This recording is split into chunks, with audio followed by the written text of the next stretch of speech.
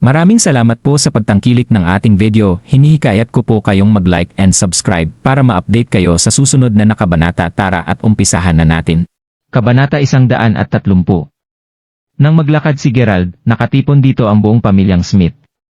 Kasabay nito, ipinaliwanag ni Mason ang sitwasyon. Dad, hindi ko talaga sinasadya.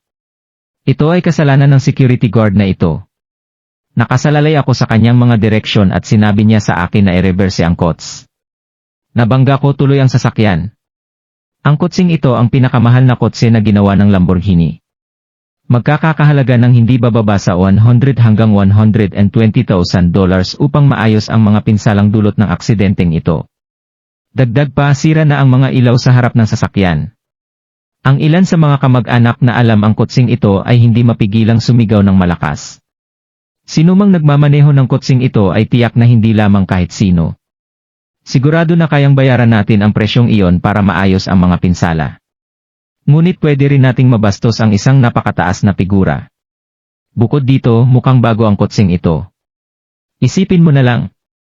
Sa Mayberry City, sinong anak sa aling mayaman at may impluwensyang pamilya ang maaring magmaneho ng ganitong uri ng sports car na nagkakahalaga ng humigit kumulang na $1,500,000 hanggang $3 million?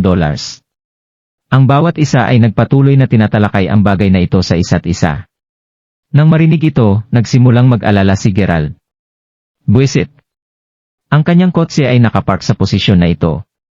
Hindi kaya nag-crash si Mason sa kanyang Reventon? Habang nakikipagsiksikan si Gerald at sa daan, bigla siyang napalunok sa nakita niya. Ito nga ang kanyang kotse. Ang katawan ng kotse ay maayos, ngunit may ilang mga gasgas sa kotse pagkatapos mabundol. Gayunpaman ang pinakamalalang pinsala ay ang front headlight ay sirang-sira na talaga. Ang kanang headlight ay hindi masyadong mahal, ngunit hindi rin ito mura. Dahil mayroon ding mga gasgas sa katawan ng kotse, malamang gagastos siya ng halos $250,000 para ayusin ang mga pinsala. Ngunit tulad ng nabanggit ng isang tao, ito ang kanyang bagong kotse. Nag-alala ang matandang babae, Mason, ikaw ay masyadong pabaya. Malinaw na nag-stutter ang security guard. Hindi mo ba napansin? Masama ito. Sa oras na ito, hindi lamang tayo magbabayad ng daan-daang libong dolyar para sa mga pinsala, pero makakasakit din tayo ng isang napakalakas na tao. Mason, Lola, sa palagay ko malaking gulo ang naipasok namin sa oras na ito. Hindi namin kayang masaktan ang may-ari ng kotseng ito. Hinawakan ni Queenie ang kamay ni Mason habang hinihila ito. Nakita niya kung gaano kahalaga ito ang pangyayaring ito. Queenie, bakit mo nasabi iyon? Alam mo ba kung sino ang nagmamay-ari ng kotseng ito? Nagmamadaling tanong ng matandang babae. Yes. Queenie replied as she nodded frantically. I just sent a photo of this car to the employees of our company because some of our employees used to work for Lamborghini.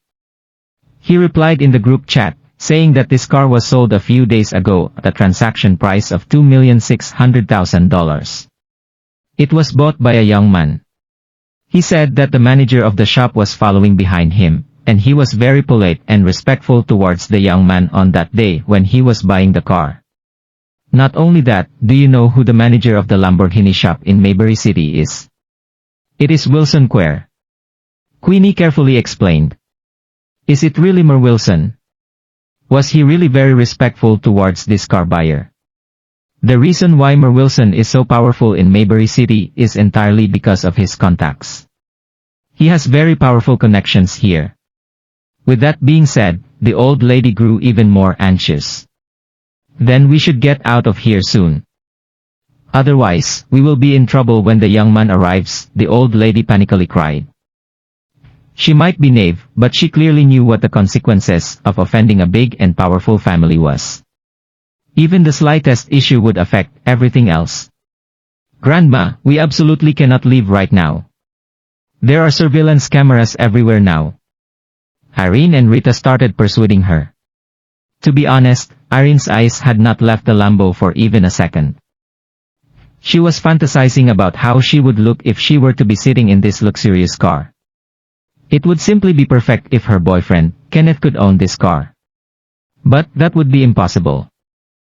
As for Rita, she was even worse. She was actually thinking of waiting for the owner of the car to arrive. If he could own a luxury car worth about $3 million, then this person was undoubtedly a very rich and wealthy person. Does this mean that she was one step closer to her own dreams and expectations? It would be great progress even if she managed to grab a short encounter with that young man. Oh? We should get someone to go and pick Kara up first. Irene and Rita are right. We should not leave. It would be okay if we do not leave, but if we leave now, then we will really be in big trouble. The old lady's tone was dead serious. She felt like she was becoming a dotard. Grandma, I would love to go and pick her up now, but I do not dare to leave just yet, Mason replied, swallowing his own saliva. Oh? Sagot ni Queenie habang nakakayuko at tumango. Nagpadala ako ng larawan ng kotseng ito sa mga empleyado ng kumpanya namin dahil ang ilan sa aming mga empleyado ay nagtatrabaho sa Lamborghini. Sumagot siya sa group chat, sinasabi na ang kotse na ito ay naibenta ilang araw na ang nakakaraan sa presyo ng transaksyon na $2,600,000.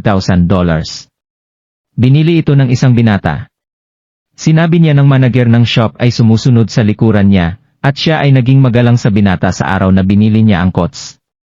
Hindi lang yan, kilala mo ba kung sino ang manager ng Lamborghini shop sa Mayberry City? Si Wilson Quer. Maingat na paliwanag ni Queenie. Si Wilson ba talaga? Talaga bang naging magalang siya sa bumili ng kotse na ito? Ang dahilan kung bakit si Wilson ay napakalakas sa Mayberry City ay dahil sa kanyang mga kontak. Napakalakas ng mga connection niya dito. Habang pinag-uusapan nila iyon, lalong nabalisa ang matandang babae. Kung ganon, dapat na tayong umalis dito kaagad. Kung hindi man, magkakagulo tayo pagdating ng binata, sigaw ng matandang babae. Maaaring siya ay walang muwang, ngunit malinaw na alam niya kung ano ang mga kahihinatnan kapag binastos ang isang malaki at makapangyarihang pamilya. Kahit na ang pinakamaliit na issue ay makakaapekto sa lahat. Lola, hindi tayo pwedeng umalis ngayon. Mayroong mga surveillance camera kahit saan tayo pumunta. Sinabihan siya ni Irene at Rita. Sa totoo lang, ang mga mata ni Irene ay hindi umalis sa lambo kahit isang segundo. Pinagpapantasyahan niya kung ano ang magiging hitsura niya kung nakaupo siya sa luxurious na kotse na ito. Ito ay magiging perpekto lamang kung ang kanyang kasintahan, si Kenneth ay maaaring may-ari ng kotseng ito. Ngunit, imposible iyon. Mas malala ang solusyon ni Rita. Talagang iniisip niya na maghintay para sa may-ari ng kotse na dumating. Kung ang taong iyon ay may-ari ng isang mamahaling kotse na nagkakahalaga ng halos $3 milyong, kung gayon ang taong ito ay walang alinlangan na isang napakayaman na tao. Nangangahulugan ba nito na siya ay isang hakbang na mas malapit sa kanyang sariling mga pangarap? Malaking benepisyo para sa kanya kahit na nakakuha siya ng isang maikling pakikipagtagpo sa binata na iyon. Oh? Dapat kumuha tayo ng tao na susunduin si Kara. Tama sina Irene at Rita. Hindi tayo dapat umalis.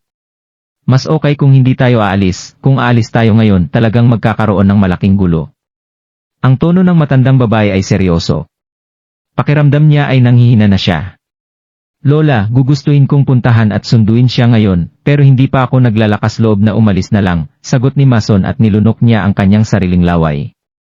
Ayos lang. Pwede mo muna siyang sunduin. Lola, kayong lahat ay pwede nang pumasok at kumain muna kayo ng mga handa. Dahil ang kots na ito ay nasira na, hayaan na lang natin ito. Okay lang. Sa isang saglit, isang boses ang narinig sa likod ng lahat. Si Gerald pala iyon. Kabanata 131. Pagkatapos magsalita, lumakad si Gerald patungo sa kotse upang tignan ito. Nagsisinungaling siya kung sasabihin niya na hindi siya namumroblema nang makita ang sasakyan niya na masira. Bukod pa dito, anong pa ang magagawa niya ngayon? Nangyari na ang nangyari. At sa kakarawan ng lola ni Mila ngayong araw.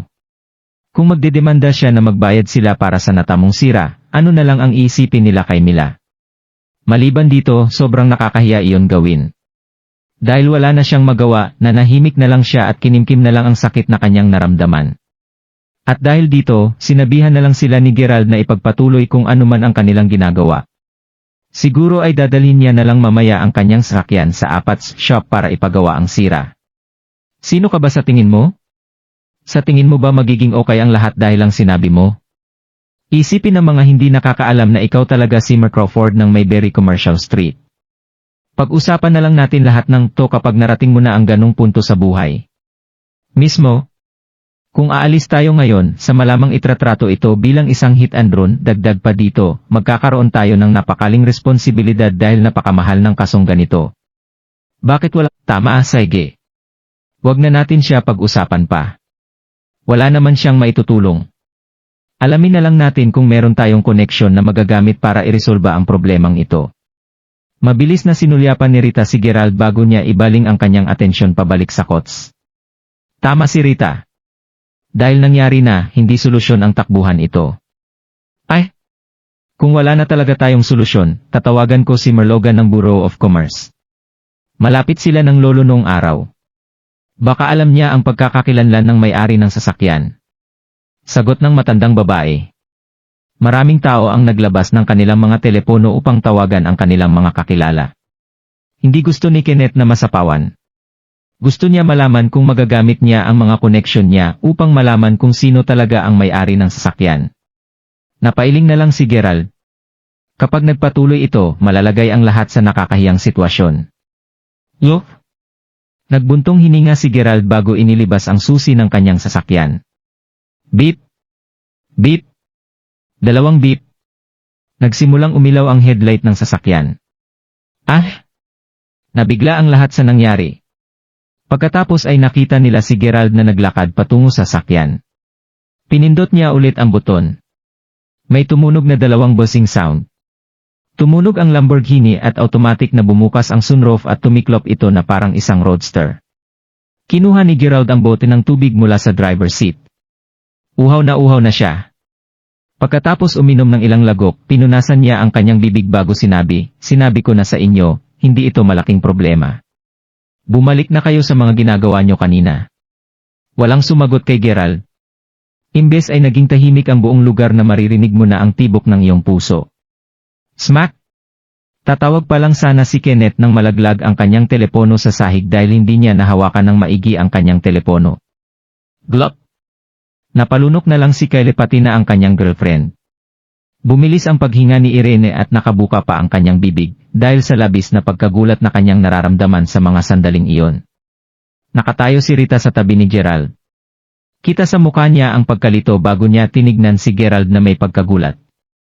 Nagulat din pati na ang matanda. Samantala natahimik ang lahat. Ang kots na ito ay kay Gerald. Walang nakakaalam kung sino ang unang nagsalita. Maliban dito, sumakto ang sinabi ng taong iyon sa iniisip ng lahat. Gulat na gulat din si Mila at tinanong niya si Gerald, "Sa'yo ang kotseng to, Gerald?" "Siyempre, sa'kin ang kotseng ito. Di ba sinabi ko sa'yo na isasama kita na mag-joyride sa mga susunod na araw?" Sagot ni Gerald. Naaalala ni Mila ang pangyayaring iyon. Iyon ay ang araw ng driving test. Nang ihatid na siya ni Gerald pabalik sa kanyang dorm, sinabi niya na ipagmamaneho siya ni Gerald sa isang mamahaling sasakyan sa mga susunod na araw. Noong araw na iyon, sumagot siya na maghihintay siya. At si Gerald naman, sinabi ni Gerald sa kanya na isa talaga siyang mayamang second generation. At sumagot lang siya ng pabiro sa mga sinabi ni Gerald, "Mark Crawford, maghihintay ako para sa araw na iyon." Nagbibiro lang si Mila para sakyang ang mga biro ni Gerald ng mga araw na iyon. Sinong mag-aakala na makikita niya na buksan ni Gerald ang pinto ng kanyang Lamborghini sports car, pakiramdam niya ani na naginip siya. "Sa'yo ba talaga ang sasakyan na to, Gerald?" "Hindi ako naniniwala." Hindi maari. Natauhan din si Irene at naramdaman niya na namumula ang kanyang mga pisngi at nagsimula siyang magwala. "Gerald, isa kang walang kwenta. Isang walang kwentang tao na nanalo ng maliit na premyo. Sino ang may kakayahan na bumili ng sobrang mahal na sakyan? $2,600,000. Anong klaseng estado ang meron siya? Impossible." Tumakbo si Irene patungo sa sasakyan bago niya buksan ang car driving permit ng walang paalam.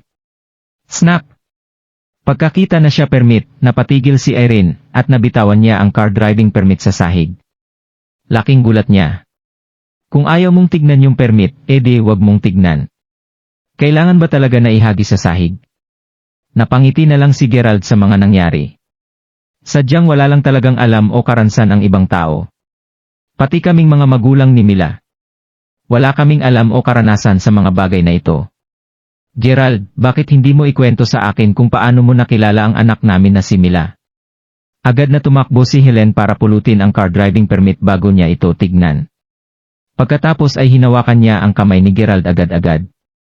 Nagsimula siyang umasta na para bang hawak niya ang kamay ng sarili niyang anak. Oh, auntie.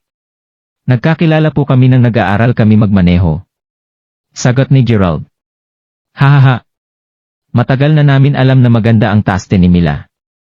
Sa katunayan, alam ko na simula pa lang na hindi ka isang simpleng tao nung nakita kita, Gerald.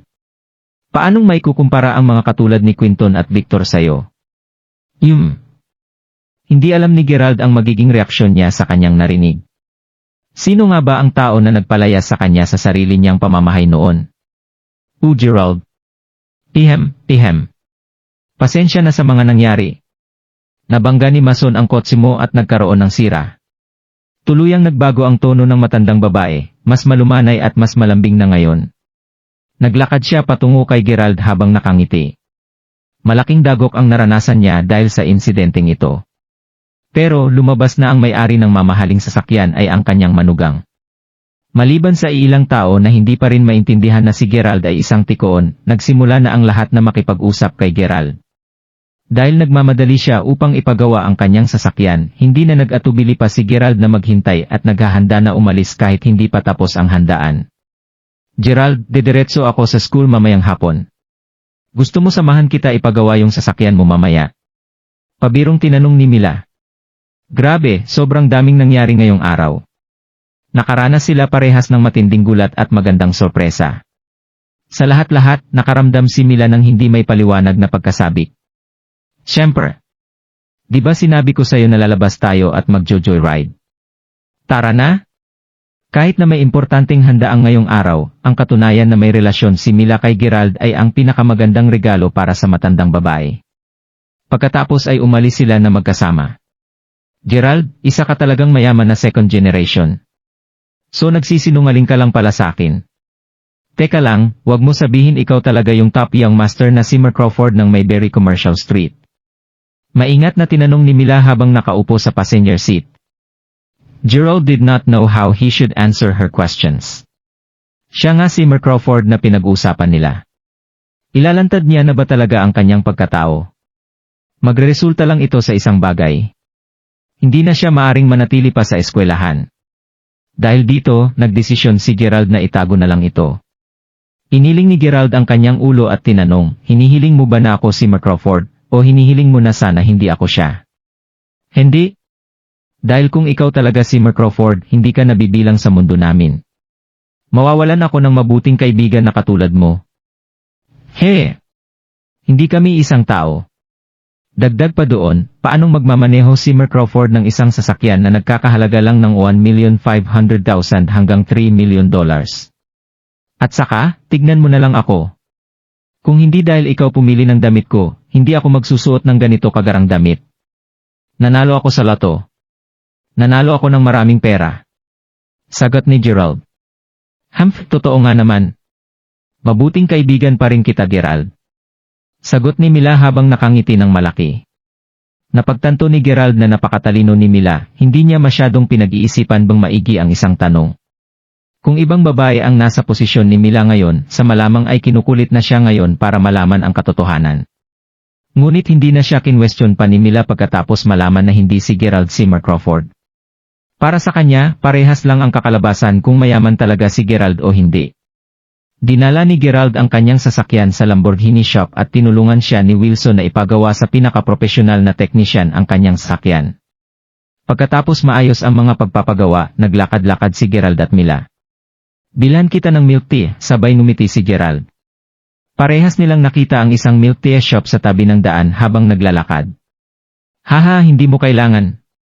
Natatandaan mo pa ba na may utang ako na milk tea? At saka, ako yung nakiusap sa'yo na magpanggap na boyfriend ko ngayong araw. Kaya may utang ako sa'yo. Sa pagbanggit ng milk tea, hindi na mapigilan ni Mila na maisip ang unang beses na nagkakilala sila. Naglalakad na siya patungo sa milk tea shop habang nag-uusap sila. Nanatiling tahimik si Gerald at naghintay siya kay Mila. Sa malamang ay hindi sapat ang isang milk tea para bayaran ang utang niya kay Gerald. Naghihintay si Gerald sa tabi ng daan nang may marining siyang humihingi ng saklolo. Tulong! Tulong! Tumalikod si Gerald at nakita niya ang lawa sa palibot ng Mayberry City sa hindi kalayuan. Isang babae ang patuloy na sumisigaw. Naramdaman ni Gerald na kumalabog ang puso niya nang marinig ang saklolo. Agad-agad niyang nilapitan ito. Walang masyadong tao sa paligid ng muwat dahil walang mga libangan o kahit ano sa paligid. Umiiyak ang babae at basang-basa siya mula ulo hanggang paa. Nang makita niya si Gerald, halos bumagsak na siya at napaluhod. Dali! Dali! Dali! Sagipin mo ang anak ko.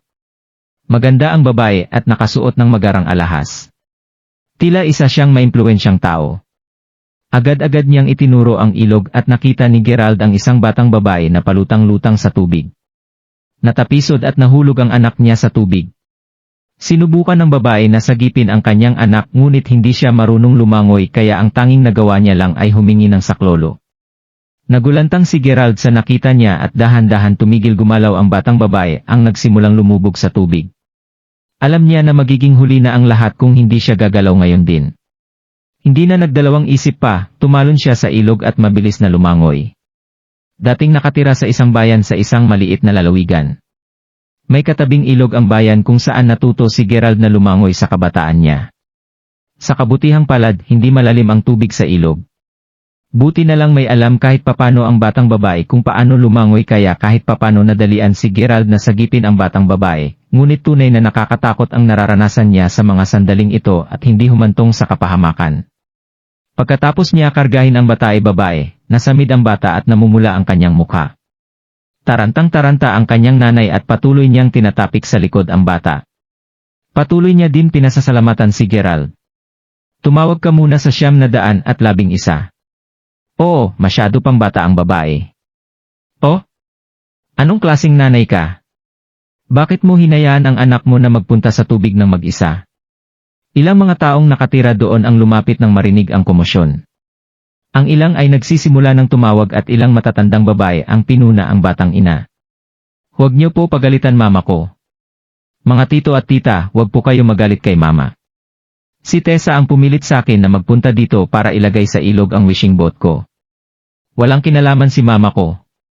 Sa sandaling marining ng batang babae na mapagalitan ang kanyang nanay, agad niyang ipinagtanggol ito at ipinaliwanag ang kanyang sarili.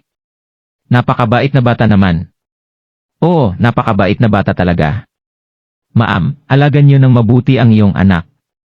Kung hindi dahil sa lalaking ito, kung hindi siya nagmadali na makarating dito, napahamak na ang anak mo. Magaling din ang binata na ito. Ilang mga tao na nakatayo sa tabi ang tinignan si Gerald na basang-basa, na may paghanga sa kanilang mga mukha. Agad ibinuhat ng nanay ang nanghihinang si Tessa bago lumakad papunta kay Gerald. Yung man, salamat ng marami. Anong pangalan mo? Saan ka nakatira? Tinanong niya kung saan nakatira si Gerald dahil gusto niya ito pasalamatan. Hindi mahirap na mahalata ni Gerald ang tunay na rason ng katanungan ng babae. Ang tanging ginawa niya lang ay sumagip ng isang tao. Naniniwala si Gerald na parehas din ang gagawin ng karamihan na sumagip ng isang tao na nasa kaparehas na sitwasyon. Tinanggihan niya lang ito. Okay lang. Mas mabuti kung dadalhin mo na ang anak mo agad sa ospital. Pagkatapos sumagot ay tumalikod na si Gerald upang umalis. Kuya, kailan ulit kita makikita? Tanong ni Tessa kahit nanghihina. Nadama niya kung gaano siya kalapit sa kamatayan at matinding gulat ang naramdaman niya. Pero dahil kay Gerald, na walang alinlangan tumalon para sagipin siya. Ito ang tanging dahilan kung bakit niya gustong makita muli si Gerald. Oo? Hindi ginusto ni Gerald na biguan ang bata. Pagkatapos ngitian siya, hindi na niya pinansin ang batang ina na pilit siyang tinatawag at umalis na agad siya. Sa malamang ay ito ang isa sa mga isang beses lang mangyayari. Agad-agad tumakbo si Gerald patungo sa tabi ng kalsada. Sa ngayon, halos 20 minuto na ang nakakalipas. Dapat kanina pa nakabili ng milk tea si Mila. Ngunit pagdating niya sa tabi ng kalsada, hindi niya nagawang makita si Mila. Hindi ba dapat nakabili na siya ng milk tea pagkalipas ng ilang minuto? Agad niyang inilabas ang kanyang telepono at tinignan ito. Basang-basa ang kanyang telepono dahil nalubog ito sa tubig. Nakapatay din ang telepono. Bumalik na kaya si Mila pabalik sa car shop dahil hindi niya matawagan si Gerald. Nagpunta si Gerald sa milk tea shop at nagtingin-tingin ngunit hindi niya nahanap si Mila doon. Wala na siyang ibang magagawa kundi bumalik muna sa car shop at sinubukan na buksan ang kanyang telepono. Sa kabutihang palad bumukas ito. Tumawag sa kanya si Wilson na mga sandaling iyon. Gusto niya sabihin kay Gerald na natapos na gawin na ang kanyang sasakyan. Hindi naging mahirap na palitan ang mga nasirang parte ng sasakyan sa pangangalaga ng ilang eksperyensadong mga technician sa loob ng 40 minuto. Nga pala, Mr. Wilson. Bumalik ba dito sa car shop yung babaeng kasama ko kanina? Ah, hindi. Hindi siya bumalik dito pagkatapos umalis kasama ka. May problema po ba, Mr. Crawford? May nangyari po ba? Sabihin niyo lang po sa akin kung may nangyari. Salamat, Mr. Wilson. Huwag kayo mag-alaala, okay lang ang lahat. Hindi maintindihan ni Gerald ang mga pangyayari pagkatapos ibaba ang telepono. Sobrang nakakapagtaka ng mga nangyari. Saan nagpunta si Mila? Napaka-imposible na umuwi si Mila. Hindi siya magpapasyang umuwi dahil lang hindi niya makita si Gerald. Hindi din siya makita sa paligid at wala din siya sa car shop. Saan siya maaring nagpunta? Nagtingin si Gerald sa buong paligid ngunit hindi niya nahanap si Mila. At sa kasamaang palad, namatay ulit ang kanyang telepono. Sa loob ng 1 oras na paghahanap, basang-basa na siya ng pawis. Lumabas si Mila kasama niya. May nangyari kaya sa kanya? Inalis na ni Gerald ang lahat ng posibilidad at matagal nang naghihintay sa lugar. Ngunit hindi niya pa rin makita si Mila kahit saan. Mas lalong kinakabahan si Gerald tuwing iniisip niya kung anong pwede mangyari. Nagpasya si Gerald na bumalik sa sasakyan upang makita kung mabubuksan niya ang kanyang telepono. Pagkatapos kalikutan ang kanyang telepono, nagawa niya din ito buksan. Katulad ng kanyang inaasahan, marami siyang natanggap na tawa at mga text message mula kay Mila. Nugnit nakapatay ang telepono niya ng mga oras na iyon. Agad tinawagan ni Gerald si Mila ngunit napagtanto niya na nakapatay na ang telepono ni Mila. Ano ang nangyayari? Hindi na mapakali si Gerald at hindi na magawang kumalma. Sinubukan niya tawagan ang bahay ni Mila ngunit napansin niya na hindi din umuwi sa kanila si Mila. Sa malamang ay may nangyaring masama. Biglang inangat ni Gerald ang kanyang ulo. Sobrang nakakapagtaka ng mga pangyayari. Mr. Wilson, kilala mo ba ang manager ng milk tea shop? Gusto ko makita yung surveillance camera recording. Kailangan natin magmadali. Agad na tumay si Gerald. Hindi lumayo si Wilson kay Gerald sa lahat ng pangyayari simula nang makabalik siya sa car shop. Nang makita niya na baka napahamak ang girlfriend ni Gerald, naging alerto siya. Tumango si Wilson habang sumang-ayon na kilala niya ang manager. Agad niyang sinamahan si Gerald patungo sa milk tea shop. Pagkatapos panoorin ang recording ng surveillance camera, nagsimula na mabuo ni Gerald kung ano ang nangyari. Nangyari ang lahat 2 oras ang nakalipas. Pagkatapos bilhin ni Mila ang milk tea at lumabas mula sa shop, nakita niya na nawawala si Gerald. She then hurriedly tried to call Gerald but discovered that Gerald's cell phone was turned off. Agad niyang sinubukan na tawagan si Gerald ngunit nalaman niya na nakapatay ang telepono ni Gerald. Sobrang nag-alala si Mila. Umupo siya sa tabi ng kalsada habang hinihintay si Gerald ng 10 minuto, ngunit hindi pa rin bumalik si Gerald. Pagkalipas ng ilang minuto, isang itim na pasat ang biglang tumigil sa harap ni Mila. Isang batang lalaki na may suot na sombrero ang lumabas mula sa sasakyan. Ikaw ba si Mila? Tanong ng bata habang nakangiti. Tumango si Mila at sinabi, at sino ka?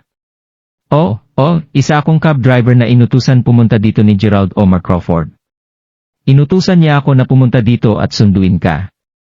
Kinailangan niya umalis ng maaga dahil nagkaroon siya ng emergency sa kanila. Inutusan niya ako na ihatid ka pabalik sa Paradiseville. Ngumiti ang binata na may suot na picket cap habang nagpapaliwanag. Pagkatapos ay tumalikod siya agad upang magmasid sa paligid habang maingat na tumingin sa direksyon ng ilog. Oh, salamat. Tatawagan ko lang ulit si Mila. Bakit kaya nakapatay ang telepono niya? Walang pag-aalinlangan, walang duda si Mila sa lalaki dahil alam nito ang pangalan ni Gerald pati na ang kanyang pangalan. Hindi alam ni Mila kung ano ang ginawa ng pamilya ni Gerald ngunit dahil umalis siya agad-agad, siguro ay may malubhang nangyari, tumawag siya ng isang sasakyan para ihatid siya pauwi dahil sa malamang ay nag-aalala si Gerald para sa kanya. Dagdag pa dito, alam ng lalaking ito na nakatira siya sa Paradiseville. Dahil sa tamang mga impormasyon, malamang si Gerald ang nagsabi sa kanya nito. Walang duda si Mila tungkol dito. Ngunit may kaunting pagdududa pa rin si Mila dahil hindi niya matawagan si Gerald. Sinubukan niya na tawagan ulit si Gerald ng ilang beses pa ngunit hindi niya talaga matawagan ang kanyang telepono. Miss Mila, alis na po ba tayo? May iba pa po akong customer na kailangan sunduin. Himok ng driver. Oh, aalis na ako. Ihatid mo na muna ako pauwi. Sumakay si Mila sa sakyan dahil hindi niya gusto na paghintayin pa ang lalaki ng matagal. Medyo nagalit siya kay Gerald. Bakit? Bakit umalis na lang siya bigla? Hindi man lang niya nagawa na tumawag sa kanya. Inisip niya ba na hindi niya magagawang sumakay ng taxi mag-isa? Pagkalipas ng 10 minuto pagkaalis ng sasakyan, naglakad si Gerald patungo sa milk tea shop habang basang-basa ang kanyang damit. Stop! I-rewind mo ang screen. I zoom sa mukha ng driver. Sumigaw si Gerald nang makita ito. Hindi kilala ng may-ari ng milk tea shop kung sino siya, ngunit hindi niya nagawang tanggihang ang utos niya dahil kahit na ang isang manager na katulad ni Mer Wilson ay tinatrato siya ng may respeto. Sinundan niya ang utos ni Gerald at ni-rewind ang video bago nag-zoom sa mukha ng driver. Tinignan ni Gerald ng mabuti ang mukha ng driver. Nakababa ang dila ng sombrero at meron siyang kaunting bigote paikot sa kanyang bibig. Sa kabila nito, nagawa pa rin ni Gerald na makilala ang lalaki. Siya ang may salarin. Si Nigel. Habang nag-zoom in sa screen si Gerald at kinakalikot ito ng kaunti, ang taong ipinakita sa larawan ay walang iba kundi si Nigel mula sa pamilyang Fisher. Gaano man katindi ang disgrace ni Nigel ay hindi niya kailanman maluloko si Gerald dahil sa ngiting palaging nasa mukha nito. Mula sa noon, si Nigel ang nag-uudyok at ang direktang sanhi ng paghihiwalay ni Gerald at Sabia. Bukod pa dito, nang pumunta sila sa Emperor Karaoke Bar pagkatapos ng birthday party ni Naomi, minamanmanan din siya ni Nigel. Dahil sa sobrang galit, tumawag si Gerald kay Zack para humingi ng tulong para turuan si Nigel ng leksyon. Sa sandaling malaman ng kanyang kapatid na babae ang tungkol sa bagay na ito, hindi lang niya tuturuan ng leksyon si Nigel. Sa halip, sisiguraduhin niyang malulugi ang buong pamilya Fisher. Sa wakas, dinakip si Nigel sa pasukan ng Mountain Wayfair Entertainment. Mula pa noong araw na iyon, ang pamilyang Fisher ay ganap na nawasak. Kailangan nilang ibigay ang Grand Marshal Restaurant at ang rights ng restaurant na nasa pamilyang Ziegler. Noong isang gabing iyon, si Nigel ay naging isang mahirap mula sa pagiging isang second-generation rich kid. Karagdagan pa doon, naging ganito na ang ugali ni Nigel bago pa niya malaman kung anong nangyayari. Ngunit ngayon, bakit kinidnap ni Nigel si Mila? Nataranta si Gerald. Kinidnap niya ba si Mila bilang blackmail para makakuha ng pera? Gayunpaman, nang tingnan niya ang sitwasyon, tila hindi ganoon ang nangyayari. Maliwanag na may sinabi siya kay Mila at sa wakas ay nakumbinsi niya si Mila bago siya pumayag na sumakay sa kanyang kotse. Napansin din ni Gerald ang isa pang detalye.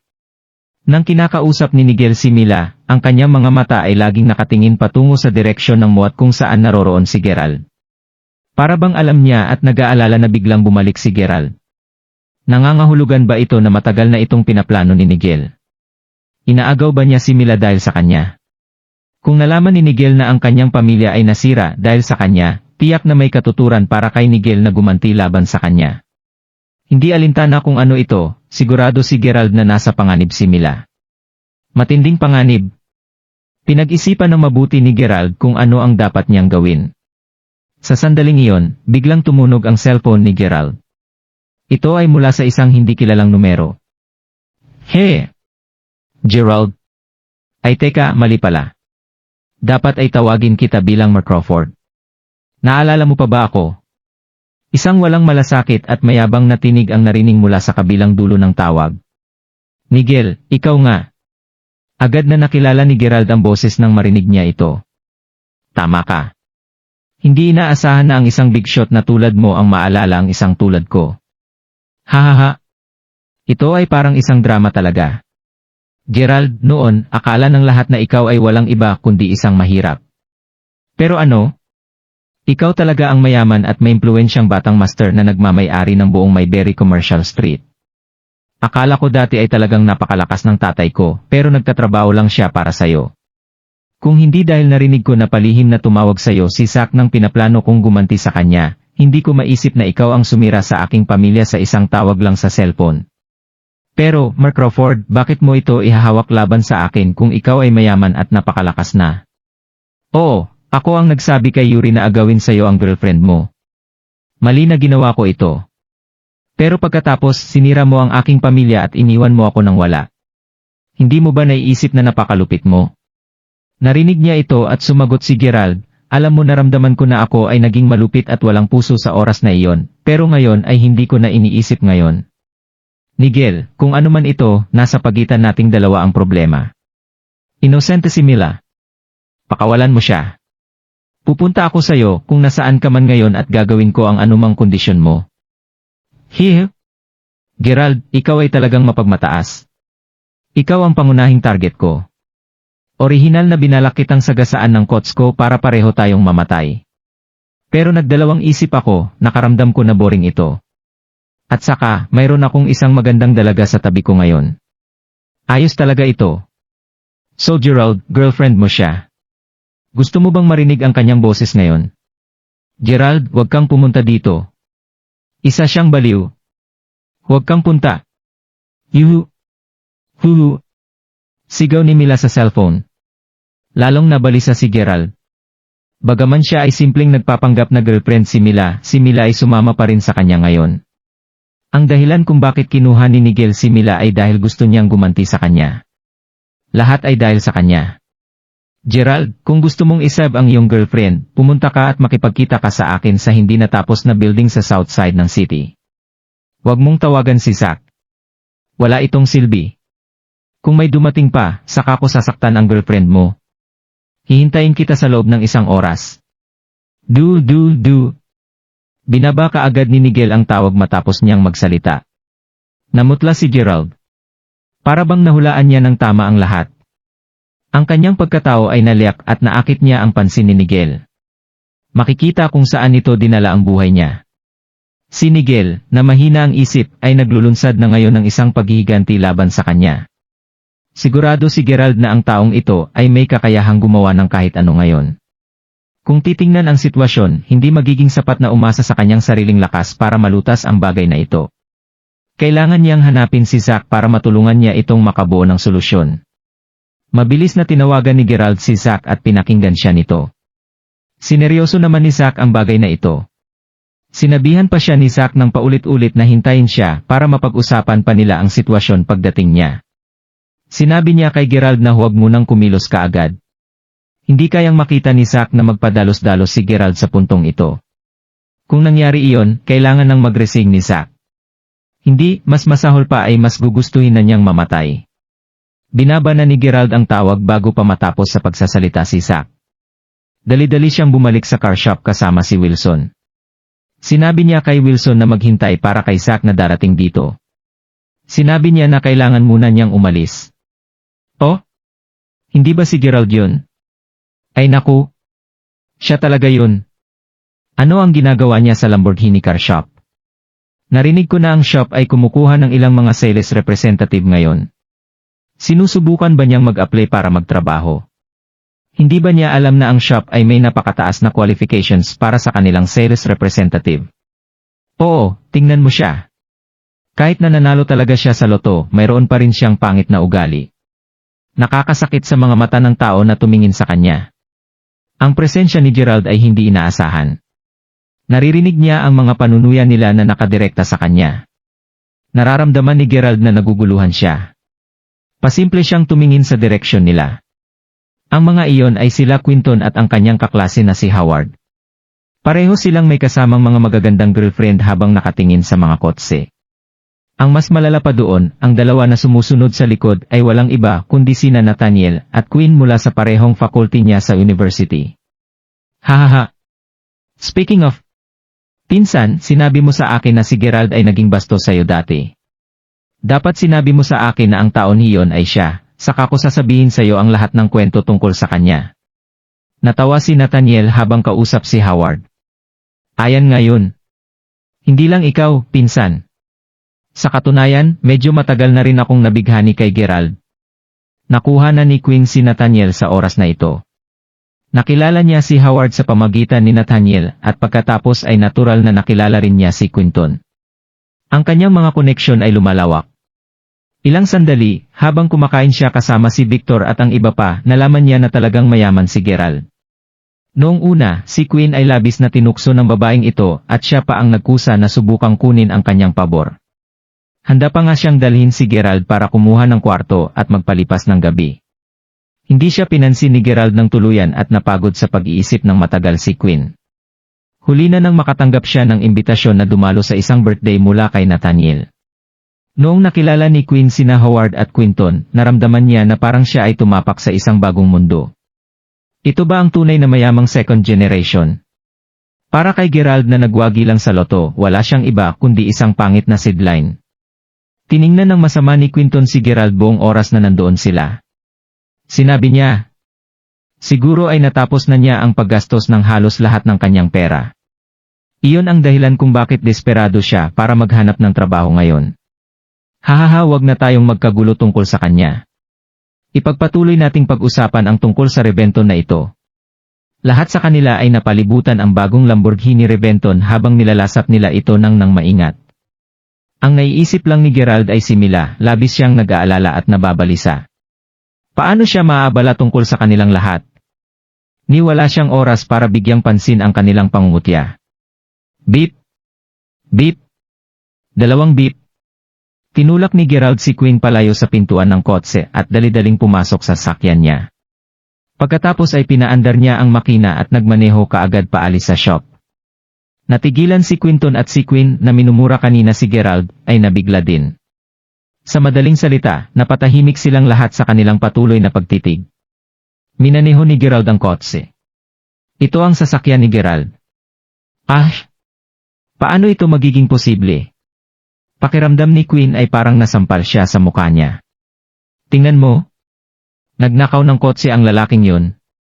Sigaw ni Quinn. Magbigay ng mga instruction na sarado ang ating shop ngayon. Lahat ng mga empleyado na nagtatrabaho ng mas mababa sa 5 taon, ay magbabakasyon at maaari silang umalis agad.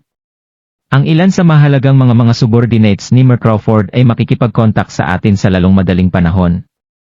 Hindi binigyang pansin ni Wilson si Quinn o Quinton ngunit simpleng ibinigay niya ang kanyang mga tagubilin sa kanyang sekretarya. Agad na nagtrabaho ang sekretarya. Si Quinton at ang iba pa sa kanila ay nakatulala pa rin sa oras na ito. Breaky! Sa isang saglit, isang biglaang emergency preno ang narinig galing sa labas ng shop. Mahigit 12 ng Rolls-Royce Phantom ang nakalinya sa harap ng pasukan ng car shop. Sa sandaling iyon, si Zack ay lumabas ng kotse bago sumugod sa shop. Zack? Uncle Zack. Nagulat si Quinton nang makita niya si Zack dito. Nakita niya ang ekspresyon ng mukha ni Zack sa oras na iyon at hindi siya naglakas loob na lumapit para kamustahin siya. Si Quinton ay hindi rin ganap na nakabalik mula sa kanyang nararamdaman at pinigilan niya ang kanyang sarili sa pagkabigla ng nasaksihan niya ngayon lang. Marlyle? Binati siya kaagad ni Wilson. Kumusta? Nasaan si Mer Crawford? Nagmamadaling tanong ni Zack. Si Mer Crawford ay nauna nang pumunta doon. Natatakot siya na baka huli na siya. Nagmamadaling sinabi ni Wilson. Hindi maganda yan. Magmadali tayo at dalhin mo ako sa lugar na pupuntahan ni Mer Crawford. Hindi mahalaga kung anong mangyari sa atin, dapat walang masamang mangyari kay Mer Crawford ngayon. Habang nagsasalita si Zack, tinatawagan na niya ang kanyang mga tauhan habang papalabas siya ng pintuan. Kasabay nito, nagpadala din muna si Zack ng isang text message kay Gerald bago maingat na kumuha ng isang makina na may pulang pindutan at pinindot ito. Sina Quinton, Quinn at iba pa ay natigilan. Ano? Crawford? Mer Crawford? Paano nila hindi maintindihan kung ano ang ibig sabihin nito? Ang Mer Crawford na tinukoy ni Zack ay tila walang iba kundi si Gerald. Si Gerald ay si Mer Crawford. Si Mer Crawford ay si Gerald. Nagulat ang lahat. Paano hindi nila alam ang kasumpa-sumpa na pangalan ni Mer Crawford ng Mayberry Commercial Street? Ang kanyang dakilang pangalan ay naging usapan ng bayan hanggang sa puntong ito. Walang nakaisip na posible ito. Nang pumasok si Gerald sa car shop, mukhang balisa siya.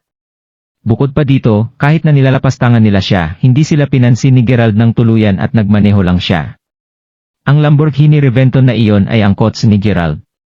Kung isipin nila muli ito, nag-host si Gerald ng isang party sa isa sa pinakamahal na kwarto sa Wayfair Mountain Entertainment. Siya ay naging sobrang extravagant. Paanong hindi nila alam? Si Gerald ay Seymour Crawford. Halos mapaupo si Quinton sa lupa. Hindi pa rin siya naniniwala at tinanong niya ang sales consultant sa gilid, Seymour Crawford ba na tinutukoy ni Mer Wilson at Malyle, ay si Gerald Crawford. Siya ang may-ari ng kotse na pinatakbo niya ngayon. Tumango ang sales consultant bago siya sumagot, "Oo, hindi mo ba siya kilala?" Nakaramdam siya ng kakaibang pakiramdam habang tinanong niya ang huling tanong. Kung tutuusin, labis siyang nagulat na ang grupo ng mga tao na ito ay talagang naglakas loob na kausapin si Mer Crawford sa paraang iyon. Nauna niyang naisip na posibleng mas malakas pa sila kumpara kay Gerald. Bilang resulta, wala man lang silang alam tungkol sa pagkatao ni Crawford. Oh my God! Si Quinton ay lubos na natigilan sa sandaling ito.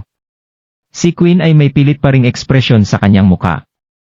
Ang taong minamaliit niya at inaasar noon ay talagang isang tao na hindi niya maikumpara kahit kanino. Sa pagkakataong iyon, si Quinn at ang kanyang grupo ng mga kaibigan ay may maraming nararamdaman at gusto lamang nilang mawala at mamatay. Alam mo, bakit hindi tayo pumunta at tingnan ang nangyari? Siguro, mayroong dalawang tao na may parehong na pangalan. Halos magkasabay na nautal sina Howard at Nathaniel. Malinaw na sila ay nasa gitna pa rin ng pagtanggi sa kanilang sarili at hindi pa makaharap ang katotohanan.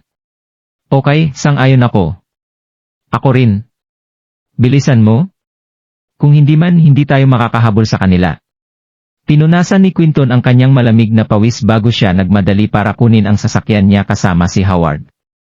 Sa kabilang banda, tinatapakan ni Gerald ang kanyang akselerator na parang isang baliw. Dumaan pa siya sa isang dosenang pulang ilaw. Hindi nagtagal, sa wakas ay nakarating na siya sa hindi natapos na lugar ng konstruksyon tulad ng nabanggit ni Nigel.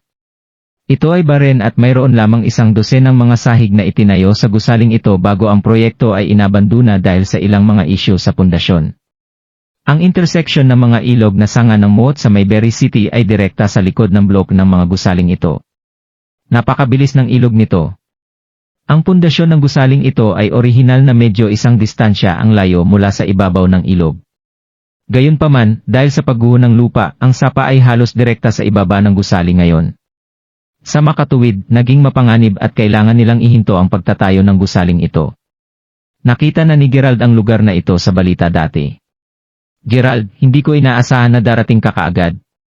Isang boses ang biglang umalingaw mula sa tuktok ng gusali. Ito ay si Nigel, na nakatingin sa baba ni Gerald mula sa isang rurok. Napuno ng galit si Gerald at nanatiling tahimik. Sa halip, simpleng tumakbo siya sa tuktok ng gusali.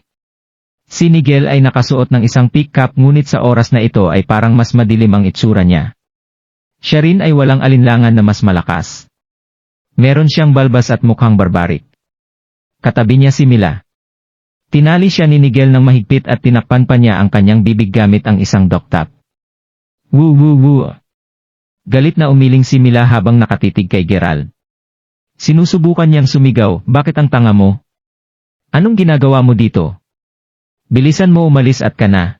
Kung pakakawalan mo siya, bibigyan kita ng maraming pera hanggat gusto mo." Mariing sinabi ni Gerald. "Hahaha. Pera? Gerald, naiisip mo ba talaga na malulutas ng pera ang lahat? May sasabihin ako sa'yo. Ayoko ng pera ngayon. At syempre, ikaw Gerald, ay higit pa sa pera. Ayoko ng ibang bagay kaysa sa buhay mo ngayon. Ito ay hindi agaw pansin na pamamaraan, pero hindi ito mahalaga basta't masaya ako."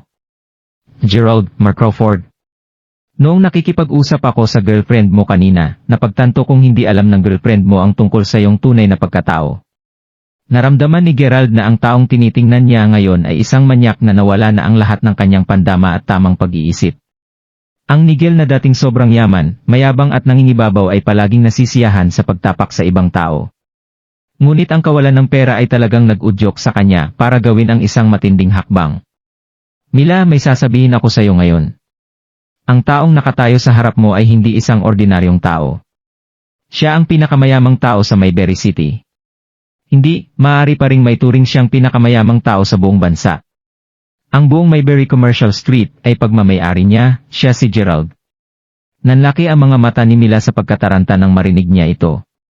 Gumagawa na siya ng sarili niyang mga pagpapalagay bago niya sabihin ito, pero hindi talaga niya inaasahan na totoo ito. Sa pangyayaring iyon, si Gerald ang tumulong sa kanyang pamilya. Miguel, seryosong sinasabi ko sa'yo na bitawan mo siya ngayon. Kung pakakawalan mo siya, pwede kitang bigyan ng napakaraming pera. Kung hindi man, sigurado ako na pagsisisihan mo ito. Pagsisisihan? Hahaha. Gerald, akala ko dati na may magagawa ako basta may pera ako, pero sa ngayon, ipapakita ko sa'yo na ang pera ay hindi solusyon. Imposibleng palayain ko siya ngayon. Hahayaan mong panoorin mo siyang mamatay sa harap ng iyong sariling mga mata. Pagkatapos niyang magsalita, tuluyan nang nawalan ng kontrol si Miguel. Hinawakan niya si Mila at tinangka na ihagis siya pababa ng gusali. Bezes. Bezes. Bezes. Isang malakas na dagundong ang biglang tumusok sa kalangitan. Kinakabahan at na-stress siya, kaya nanlaki ang mga mata ni Miguel habang nagmumukha siyang hysterical. Kahit si Gerald ay nagulat din. Humigit kumulang 20 hanggang 30 na mga helikopter ang makikita sa labas ng gusali. Nagsimulang pumalibot ang mga helikopter sa paligid ng buong gusali. Mabilis silang nagbuga ng malalaki na mga lambat ng sabay-sabay. Ito ay parang isang palabas. Kung may makikita ito, malinaw na kung may tumalon mula sa gusali, diretso lamang silang mahuhulog sa safety net. Gerald. Ikaw. Halos sumuka si Miguel ng dugo pagkatapos mapanood ang eksenang ito. Ang pera ay hindi solusyon. Sa wakas naintindihan ni Miguel ang pahayag na ito.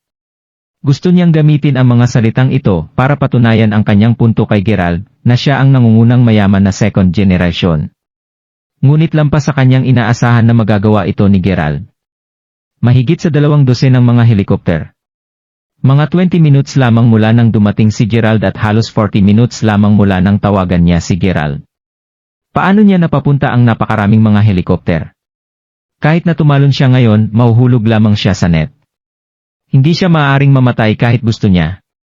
Nagulat din si Gerald. Hindi niya inaasahan na ang text message na natanggap niya mula kay Zack ay magiging kapaki-pakinabang. Mark Crawford. Huwag kang magpadalos-dalos. Kailangan mo lang siyang i-delay ng 30 minutes. 30 minutes lang at magiging maayos na ang lahat. Si Zack ay palaging isang napakalakas at matatag na tao. Walang dahilan para magsinungaling siya sa ganoong isang kritikal na oras, kaya natural na naniwala sa kanya si Gerald. Mahigit 40 minutes na ang lumipas mula nang dumating si Gerald. Si Gerald ay hindi isang taong malambing ang puso. Ngunit nang sinabi ni Zack na magiging maayos ang lahat, hindi talaga niya inaasahan na magpapadala siya dito ng 20 helicopter. Nagulat si Gerald sa ganoong kaguluhan. Malakas siyang sumigaw at natulala, diretso siyang nahulog sa lupa habang ang katawan niya ay hindi niya napigilan. Namula ang mga mata niya nang makita niya si Gerald na may galit na mukha. Isang helicopter ang sumunod sa rooftop habang si Zack ay nagmamadaling tumalon mula sa helicopter. Mark Crawford, natakot ka siguro. Nagmamadaling bumulala si Zack. Medyo gulat na gulat talaga siya. Sa kabila nito, mabilis na kinalas ni Gerald at pinalaya muna si Mila. Lumapit siya kay Zack at tinanong niya. Zack, ikaw ba ang nagpadala ng lahat ng mga helicopter na ito? Nagulat si Gerald. Oo, ginamit ko ang mga espesyal na mapagkukunan ng suporta ng pamilya. Natatakot ako na makaranas ka ng aksidente o baka mas masahol pa, Mark Crawford. Oo nga pala, Mark Crawford, sa palagay ko na oras na para malaman mo ang tungkol sa totoong potensyal at kapangyarihan ng iyong pamilya. Maituturing ito bilang aking huling paglilingkod para sayo. Sagot ni Zack na may malungkot na ngiti.